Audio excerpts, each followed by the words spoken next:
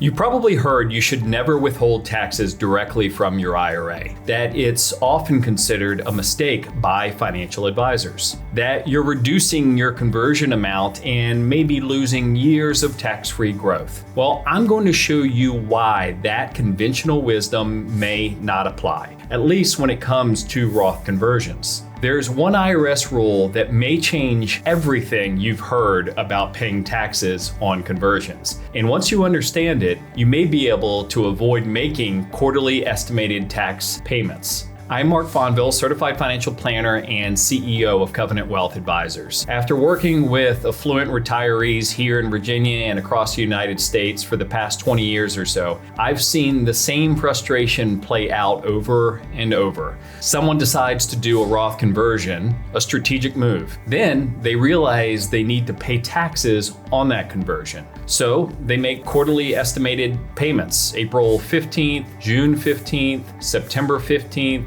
and January 15th. 4 separate deadlines, 4 separate calculations, and constant worry about whether they've paid enough to avoid penalties in the first place. Here's what I want you to understand. For many people doing Roth conversions, there's a simpler way, a legal way to satisfy IRS payment requirements without making all 4 of those quarterly payments or filing additional tax forms. Today, I'm going to cover 3 things. First, I'll explain the IRS rule that makes this possible and why some advisors never mention it. Second, I'll walk you through exactly how to implement this step by step. And then third, I'll show you a complete example with real numbers so you can see how this works in practice. And be sure to stay until the end, where I'll give you the specific action items to discuss with your CPA before your next conversion. Let me tell you about someone in this exact situation. And by the way, this is considered a hypothetical example, and we'll call him Richard. So Richard is 61, former engineer. He's got about $1.8 million in his traditional IRA, and he's doing systematic Roth conversions. He is converting $150,000 per year to fill the 24% tax bracket before required minimum distributions kick in. Richard runs his own spreadsheets. He's calculated the target conversion amount down to the dollar. But every quarter, he's scrambling to figure out his estimated tax payment. Did his wife's consulting income change? What about their dividend income? Is he going to underpay and potentially get hit with a penalty? There's a detail about IRS withholding rules that would eliminate all of that quarterly hassle for Richard. And there's a possibility it applies to you too. So why does everyone say never withhold taxes from your IRA? The logic goes something like this. If you're converting, say, $100,000 to a Roth IRA and you have 22% withheld for taxes and only $78,000 actually makes it into your Roth account, that $22,000 that went to the IRS could have been growing tax-free for the rest of your life. And that's true as far as it goes. But here's what that advice misses. It assumes your only 2 options are A, withhold from the IRA, or option B, pay quarterly estimated taxes from your checking account. There's actually an option C that may give you the best of both worlds. You can have taxes withheld from the IRA distribution, which triggers a specific IRS benefit I'm about to explain, and then replace that withheld amount within 60 days using cash from outside the IRA. The result? A full $100,000 ends up in your Roth account. You've paid your taxes and you've satisfied the IRS requirement without needing quarterly estimated payments. Now, if you're under age 59 and a half, there's an extra wrinkle here that could trigger a 10% early withdrawal penalty on the withheld amount. I'll address that in the complications section later on. But for most people in their 60s doing Roth conversions, this isn't an issue. And if you live in a state with income tax, which includes Virginia, which is where we're located, there's something specific you need to know about state withholding. I'll cover that too. Now, here's where it gets interesting. This is really the part most people miss. The reason this strategy works comes down to one specific provision in the tax code. It's IRC Section 6654G. And here's what it says, and I'm paraphrasing the IRS language here. Income taxes withheld are deemed paid in equal amounts on the estimated tax installment due dates throughout the year, unless the taxpayer establishes the dates on which the amounts were actually withheld. So let me translate that into plain English. If you have $22,000 withheld from an IRA distribution on December 15th, the IRS treats that as if you had paid $5,500 on April 15th, $5,500 on June 15th, $5,500 on September 15th, and $5,500 on January 15th, even though you didn't actually pay anything until December. This is completely different from how estimated tax payments work. If you make an estimated payment on December 15th, you get credit for December 15th. If you were supposed to pay in April and you didn't, you could face underpayment penalties for those earlier quarters. Now, you might be thinking, can't I just make one big estimated payment at the end of the year after I know my conversion amount? And technically, yes, but you'd need to file IRS Form 2210, Schedule AI, which is the annualized income installment method. That form lets you show the IRS your income was earned unevenly throughout the year. It's extra paperwork, extra complexity, and your CPA may charge more to prepare it. But withholding, the IRS spreads it across the entire year automatically. This isn't a loophole. It is based on standard IRS withholding rules. The same rule applies whether the withholding comes from wages, pensions, or IRA distributions. Now, let me show you how this combines with the 60-day rollover rule to create the complete strategy. When you take a distribution from a traditional IRA, you have 60 days to roll that money into another IRA, or in the case of a Roth conversion, into a Roth IRA without tax consequences. So here's the key. If taxes were withheld from that distribution, you can replace the withheld amount with cash from outside the IRA. As long as the full original amount ends up in the Roth IRA within 60 days, the IRS treats it as a complete conversion. And here's something else most people don't realize. Roth conversions are explicitly exempt from the one rollover per year limitation. IRS announcement 2014-32 states this directly. So you can do multiple conversions throughout the year, each with withholding, and each qualifies for this treatment. So I'm curious, how are you currently handling taxes on your Roth conversions? Are you making quarterly estimated payments, having taxes withheld, or just some combination? Drop a comment below, I read every one. So let's go ahead and step back and think about what this really means for someone doing Roth conversions. The traditional approach, making quarterly estimated payments, has several problems. First, there's the hassle factor. 4 deadlines per year, 4 calculations, 4 chances to make an error or miss a payment. Second, there's the estimation problem. You're trying to predict your annual tax liability in April when you might not know what your full year income will look like. What if you have unexpected capital gains? What if your spouse's income changes? What if you decide to do a larger conversion than you originally planned? Third, there's the penalty risk. If you underpay in any quarter, you could face penalties. The rate is variable and set quarterly by the IRS. That's not catastrophic, but it's unnecessary friction. The withhold and replace strategy can help reduce all of this. You do your Roth conversion late in the year, say November or December, when you have clarity on your full year income. You have taxes withheld at whatever rate covers your liability. And because of IRC Section 6654G, those taxes are treated as if you'd been paying them all year long. No quarterly deadlines, no estimation guesswork, reduced penalty risk. The fundamental insight here is that the tax code treats withholding more favorably than estimated payments. Once you understand that asymmetry, the optimal strategy really becomes clear. So if you're finding this helpful, take a moment to like this video and subscribe so you'll be notified when we release new content on tax-efficient retirement strategies.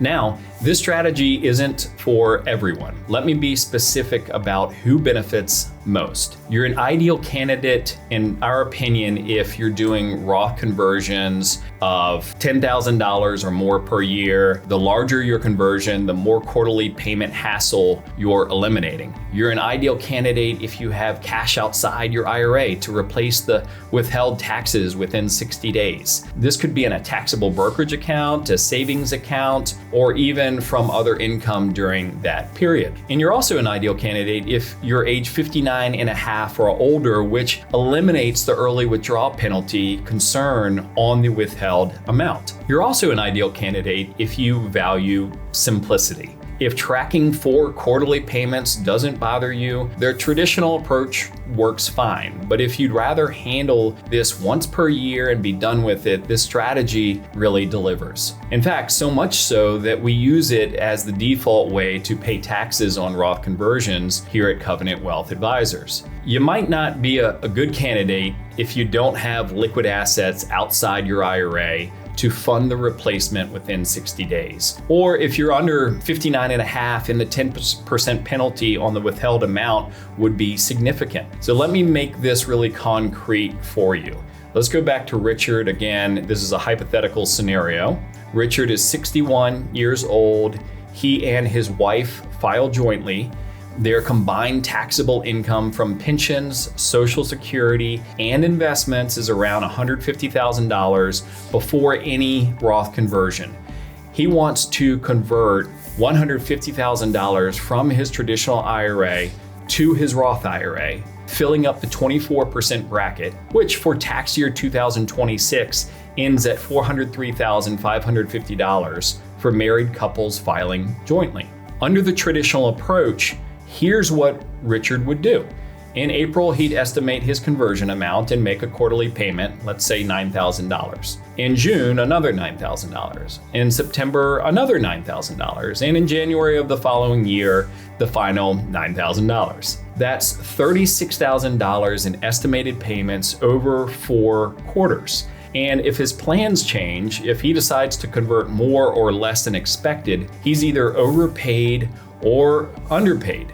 Under the withhold and replace strategy, here's the alternative. In late November, Richard initiates $150,000 of a Roth conversion. On his distribution request from the IRA, he elects to have 24% withheld for federal taxes. That's $36,000. He might also elect state withholding if his state requires it. So Schwab or Fidelity or Vanguard, whoever his custodian is, sends $114,000 to his Roth IRA and sends $36,000 to the IRS. Within 60 days, so by late January, Richard transfers $36,000 from his taxable brokerage account into the Roth IRA.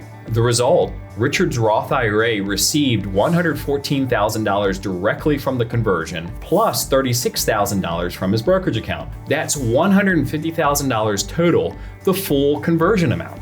The IRS received $36,000 in withholding, and because of IRC Section 6654G, that $36,000 is treated as if Richard had paid $9,000 on each quarterly due date throughout the year. No quarterly payments, no estimation, and reduced penalty risk, same result. Now, this is a decision Richard would want to discuss, of course, with his spouse. They need to agree on using $36,000 from their taxable accounts, and they need to make sure those funds will be available within the 60-day window. This is exactly the kind of coordinated planning that just really works best when both spouses are on the same page. Of course, if you're single, you don't need to worry about that at all. Keep in mind, this is a hypothetical scenario for illustration purposes and doesn't actually represent client results. And your specific situation may differ based on your income, tax bracket, and available liquid assets. So, does this approach make sense for your situation? What questions do you have about implementing it? Let me know in the comments and I'll do my best to address them.